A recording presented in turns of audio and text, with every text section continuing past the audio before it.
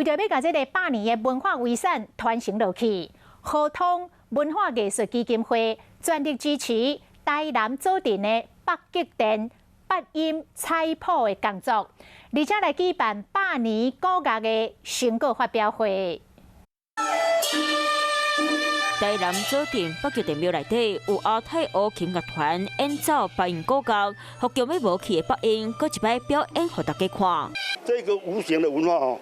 应该要把它保存下来了。总干事林云昭讲，早期不管是戏剧庙会，或者是办丧事，拢会请音乐队来表演。不过现代社会拢靠电子火车和流行音乐代替，所以老一end的是大人，若要听到八音古乐的机会渐渐变少。这个事情呢，对一个古文化的流传非常具重要的意义。基金会今日来到北极殿发表成果，佮透过专业的古乐老师，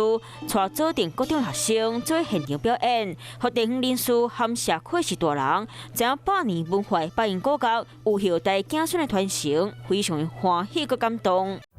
我是李文，想要关注体育的朋友们，记得收看52动起来，然后还要订阅我们的 YouTube 频道，赶快按赞、订阅、开启小铃铛。